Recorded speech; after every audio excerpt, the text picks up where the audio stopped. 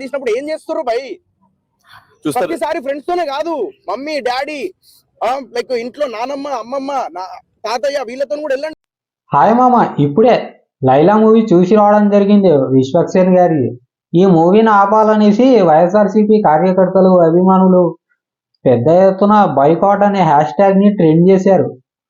కానీ వాళ్ళు ఎంత ట్రై చేసినా ఏం చేసినా కూడా లాభం లేదు మామ. ఎందుకంటే వాళ్ళ కష్టం మొత్తం వేస్ట్ అయిపోయింది. ఎందుకంటే వాళ్ళు బైకాట్ అనే ట్రెండ్ చేసినా చేయకపోయినా, వాళ్ళు ఎంత ఆపాలని ప్రయత్నించకపోయినా ఈ మూవీ ఆగిపోతుంది. ఎందుకంటే అంత వరస్ట్గా ఉంది. నాకు తెలిసినంత వరకు 2025లో వరస్ట్ మూవీ లిస్ట్ ఏదైనా తీస్తే ఈ మూవీ వస్తుంది మామ. అంత వరస్ట్ మూవీ ఇది. ఇంకా డీటెయిలింగ్ రివ్యూలోకి వెళ్తే, మూవీ ప్లాట్ విషయానికి వస్తే మూవీ పెద్దగా ప్లాట్ ఏమి ఉండదు మామ. పెద్దగా స్టోరీ ఏం కాదు, రొట్ట స్టోరీ. మనందరికీ తెలిసిందే. ఒక సీన్ తర్వాత నెక్స్ట్ సీన్ ఏమొస్తుంది అని సంటి పిల్లల్ని అడిగినా చెప్పేస్తాడు మామ. అలాంటి సీన్స్ ఉంటాయి అన్ని. సరే, కథ కొత్తగా లేకపోయినా కూడా కథనం కొత్తగా ఉంటుందని ఆశించిన ప్రేక్షకుడికి మాత్రం నిరాశనే మిగిలించింది ఈ మూవీ. ఎందుకంటే సినిమా ముందుకెళ్లే కొద్దీ చాలా చాలా చాలా విరక్తి పుడుతూ ఉంటుంది.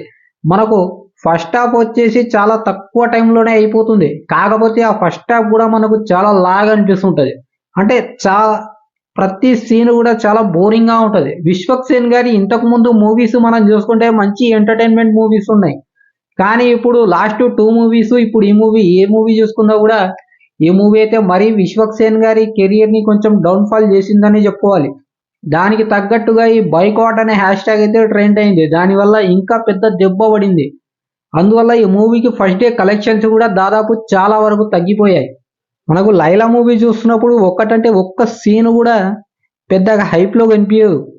మొత్తం క్రింజ్తో నిండిపోయింది సినిమా మొత్తం. సరే, ఎక్కడైనా మనం అక్కడక్కడ నవ్వామా ఒక 2-3 చోట్ల అంటే అది కేవలం లైలా క్యారెక్టరైజేషన్.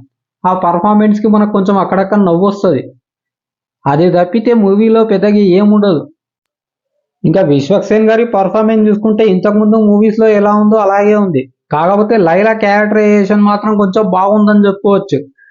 కానీ అది మూవీకి అంతగా ప్లస్ అయిందా అంటే కాదనే చెప్పుకోవాలి. మూవీలో కూడా పెద్దగా స్టఫ్ ఏం లేకపోవడం వల్ల కలెక్షన్స్లో పెద్ద దెబ్బ పడుతుంది మామ. ఎందుకంటే ఆల్రెడీ హ్యాష్ ట్యాగ్ అయితే ట్రెండ్ అవుతుంది బైకాట్ అని. దానికి తగ్గట్టుగా మూవీలో కూడా పెద్దగా దమ్మేం లేదు. పోనీ పర్ఫార్మెన్స్లు ఏమైనా పెద్దగా గొప్పగా ఉన్నాయా అంటే అవి కూడా లేదు. డైరెక్షన్ కూడా చాలా రొట్టగా ఉంది. సో దానికి తగ్గట్టు ఈ మూవీలో ఉండే సాంగ్స్ అంటారా, ఇంకా పడుకోవాలి మామ. ఆ సాంగ్స్ వినడం కన్నా ముసుగేసుకుని పడుకోవడం చాలా బెటర్ అనిపిస్తుంటుంది.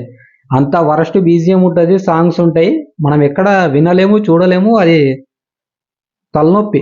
ఆ మూవీ కన్నా డబల్ రెట్టింపు తలనొప్పి ఏదైనా ఉందా అంటే ఆ సాంగ్స్, బీజిఎం మామ.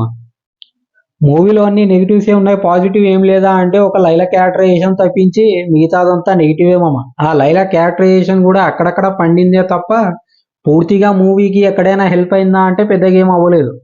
ఇంకా టోటల్గా మూవీ పోయిందా అంటే బరాబర్ మింగిపోయింది మామ. ఏం లేదు మూవీ. ఇంకా విశ్వక్సేన్ గారు ఇలాంటి కాంట్రవర్సీల జోలికి వెళ్ళకుండా తనకు తాను మూవీ చేసుకుంటూ నార్మల్గా వెళ్ళిపోతే బాగుంటుంది. అనవసరంగా ఇలాంటి కాంట్రవర్సీ జోలికి వెళ్ళి తను ట్రోల్ అయి అనవసరంగా తన ప్రొడ్యూసర్ని నిండా ముంచేయడం కన్నా నార్మల్గా అందరి హీరోల్లా కామ్గా తన సినిమాలు తను చేసుకుంటూ పోతే బెటర్ అని నా ఫీలింగ్ మామ. ఓకే, మరి ఇది నా ఒపీనియన్. మూవీ చూసిన తర్వాత మీ ఒపీనియన్ ఏంటనేది ఖచ్చితంగా కామెంట్ అయితే చేయండి. సో ఫస్ట్ టైం మన ఛానల్ని విజిట్ చేసిన వాళ్ళు ఖచ్చితంగా సబ్స్క్రైబ్ చేసుకొని వీడియోకి లైక్ ఇవ్వండి. మూవీ ఎలా ఉందనేది ఖచ్చితంగా మీరు కామెంట్ అయితే చేయండి మామ.